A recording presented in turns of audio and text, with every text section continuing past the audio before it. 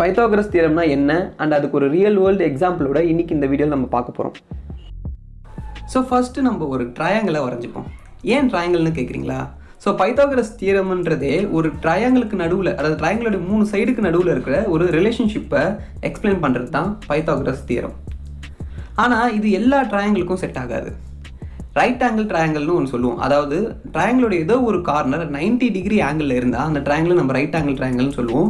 And Pythagoras theorem அந்த ட்ரையாங்கிளுக்கு மட்டும்தான் set ஆகும். ஸோ ட்ரையாங்கிளோடைய 3 சைடையும் ஏபிசின்னு நம்ம நேம் பண்ணிக்கலாம். ஸோ பைத்தாகரஸ் என்ன சொல்லியிருக்காருன்னா a² + b² = c² அப்படின்னு சொல்லியிருக்காரு. பட் ஏபிசினா என்ன? ஏபிசின்றது ட்ரையாங்கிளில் இருக்க ஒரு சைடையும் குறிக்கிறது தான் ஏபிசி. நான் ஏற்கனவே சொன்ன மாதிரி ஏன்றது நம்ம ட்ரையாங்கிளோட ஒரு சைடுக்கு கொடுத்துருக்க நேம், அதே மாதிரி தான் பின்றது ட்ரையாங்கிளோட இன்னொரு சைடுக்கு கொடுத்துருக்க நேம், சின்றது கடைசியாக இருக்க சைடுக்கு கொடுத்த நேம். ஆனால் a² என்ன? ஸோ ஏன்ற லைன் இருக்குது பார்த்தீங்களா, அதுக்கு ஒரு லென்த் இருக்குது. அதே லென்த்தை வச்சு நம்ம ஒரு ஸ்கொயர் வரைஞ்சோன்னா அந்த ஸ்கொயரை தான் நம்ம a² அப்படின்னு சொல்கிறோம். ஆனால் அதே போல் பின்ற லென்த்தை வச்சு நம்ம ஒரு ஸ்கொயர் வரைஞ்சோன்னா அந்த ஸ்கொயரை நம்ம வந்து b² சொல்கிறோம். ஸோ நம்ம எதனா ஒரு நம்பருக்கு பவர் ஆஃப் 2 அப்படின்னு போட்டோன்னா அது நம்ம ஃபார் எக்ஸாம்பிள் a² போடுறோன்னா அது உண்மையிலேயே ஏன்ற ஒரு லென்த்தில் இருக்கிற லைனை வச்சு வரைகிற ஸ்கொயரை தான் நம்ம மேத்தமெட்டிக்கலாக a⁻2 அப்படின்னு போடுறோம். அண்ட் b⁻2னா ஒன்றும் இல்லை, பின்ற லைனை வச்சு வரைகிற ஸ்கொயரை தான் நம்ம b⁻2ன்னு போடுறோம் மேத்தமெட்டிக்கலாக, அதாவது ட்ராயிங்காக வரையாமல். ஸோ இதே மாதிரி நம்ம இந்த a² + b² + c² மூணுத்துக்கும் ஒரு ஆக்சுவல் ஸ்கொயரை வரைஞ்சிப்போம். ஸோ பைத்தாகரஸ் என்ன சொல்கிறாருன்னா இந்த ட்ராயிங்கில் இருக்க ஏன்ற ஸ்கொயரையும் அண்ட் பின்ற ஸ்கொயரையும் நம்ம ஆட் பண்ணோன்னா அது சின்ற ஸ்கொயருக்கு ஈக்குவலாக இருக்கும் அப்படின்னு சொல்கிறாரு. அதாவது ஏபி சின்ன ஸ்கொயர் இல்லையா? ஸோ அந்த 2 சின்ன ஸ்கொயரையும் ஆட் பண்ணால் அந்த 3வது சைடில் இருக்க சியோடைய ஸ்கொயருக்கு ஈக்குவலாக வந்துடும் அப்படின்னு அவர் சொல்கிறார். ஆனால் பைத்தாகரஸ் சொன்ன இந்த ஃபார்முலாவை நம்ம ஏன் நம்பணும்? ஸோ அதை ப்ரூவ் பண்ணுறதுக்கு மேத்தமெட்டிக்கலாக நிறைய வழி இருக்குது. ஆனால் இன்றைக்கி நம்ம இந்த வீடியோவில் இருக்கிறதுலே ஒரு ஜாலியான ஃபன்னான மெத்தடில் நம்ம ட்ரை பண்ணலாம். ஸோ நான் ஒரு CAD சாஃப்ட்வேர் எடுத்துக்கிட்டு அதில் வந்து ஒரு ரைட் ஆங்கிள் ட்ரையாங்கிளை வரைகிறேன். அந்த ட்ரையாங்கிளோடைய ஒரு சைடை வந்து 30 mm அந்த இன்னொரு சைடை 40 mm வச்சுக்கிட்டேன். ஸோ பைத்தாகரஸ் ஃபார்முலாவில் இந்த வேல்யூவை நம்மளுக்கு போட்டால் அந்த தேர்ட் சைடு வந்து 50 mm இருக்கணும் அப்படின்னு சொல்லி நம்மளுக்கு ரிசல்ட் கிடைக்கும். அண்ட் ட்ராயிங்கில் பார்த்தாலும் அது 50 mm இருக்குது. ஸோ இதை வந்து அந்த ஸ்கொயர் மெத்தடில் நம்ம வரைஞ்சிக்கலாம். இப்போ பார்த்தோம் இல்லையா, 30/13 ஒரு ஸ்கொயர், 40/40 சொல்லி இன்னொரு ஸ்கொயர் வரைஞ்சிப்போம், சரிங்களா? அண்ட் அந்த 3வதுக்கு வந்து 50/15 ஒரு ஸ்கொயர். ஸோ பைத்தாகரஸ் சொன்னதுபடி பார்த்தா இந்த 30 mm இருக்க ஸ்கொயரையும் 40 mm இருக்க ஸ்கொயரையும் ஒன்று சேர்த்தா நம்மளுக்கு அந்த 50 mm இருக்கிற ஸ்கொயரோட சைஸ் கிடைக்கணும், சரிங்களா?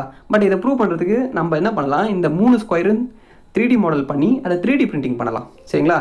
3D பிரிண்டிங் பண்ணிவிட்டு ஒரு எக்ஸ்பிளைன் பண்ணி பார்க்கலாம் வாங்க.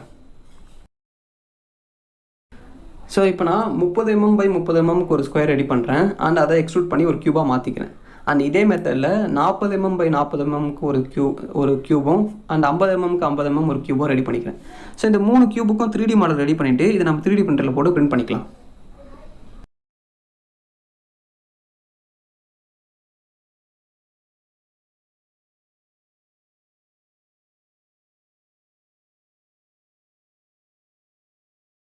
ஸோ பிரிண்டிங் ஆகி முடிஞ்சிச்சு 3 க்யூபும். இப்போ இதை வச்சு நம்ம அந்த எக்ஸ்பிளைன் பண்ணி பார்க்கலாம். ஸோ நம்ம பிரிண்ட் பண்ண அந்த 3 க்யூபையும் அந்த ரைட் ஆங்கிள் ட்ரையாங்கிள் பேட்டர்னில் நம்ம அரேஞ்ச் பண்ணிக்கலாம். அண்ட் இதோடைய லென்த்தை நம்ம மெஷர் பண்ணி பார்க்கலாம். ஸோ இருக்கிறதுலே சின்ன ஸ்கொயருடைய லென்த்து பார்த்திங்கன்னா 30 mm இருக்குது. அண்ட் தென் மீடியம் ஸ்கொயருடைய லென்த்து பார்த்திங்கன்னா 40 mm இருக்குது. அண்ட் தென் அந்த பெரிய ஸ்கொயருடைய லென்த்து பார்த்திங்கன்னா 50 mm இருக்குது.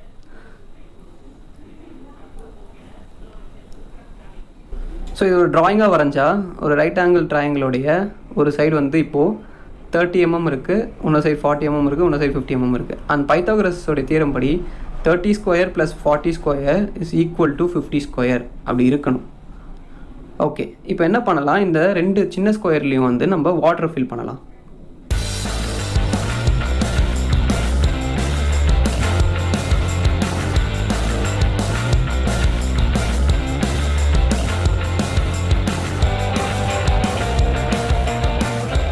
ஸோ இப்போ நம்ம அந்த 30 mm ஸ்கொயர்லேயும் 40 mm ஸ்கொயர்லேயும் வாட்டரை ஃபுல்லாக ஃபில் பண்ணிட்டோம். அண்ட் இந்த 30 mm ஸ்கொயரை நம்ம a² வச்சுக்கலாம். அண்ட் தென் இந்த 40 mm ஸ்கொயரை வந்து நம்ம b² அப்படின்னு வச்சுக்கலாம். இப்போ பைத்தாகரஸோடைய தியரம் படி a² + b² should be equal to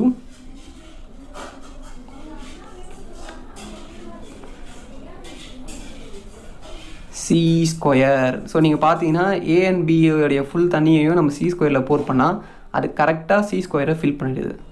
so Pythagoras theorem proven. And இது எந்த ஒரு சைஸ் ஆஃப் ரைட் ஆங்கிள் ட்ரையாங்கிளாக இருந்தாலும் சரி இது ஒர்க் ஆகும். பவர் ஆஃப் 2ன்றத ஸ்கொயர்ன்ற ஒரு ஷேப்பாக நம்ம யோசிச்சு பார்க்கும்போது அந்த அந்த அந்த ஃபார்முலா இன்னும் ரொம்ப அர்த்தத்தை தருது. அண்ட் பைத்தாகரஸும் ஆப்வியஸ்லி ரொம்ப இவ்வளோ சிம்பிளான ஒரு கான்செப்டாக இருக்கு இல்லையா.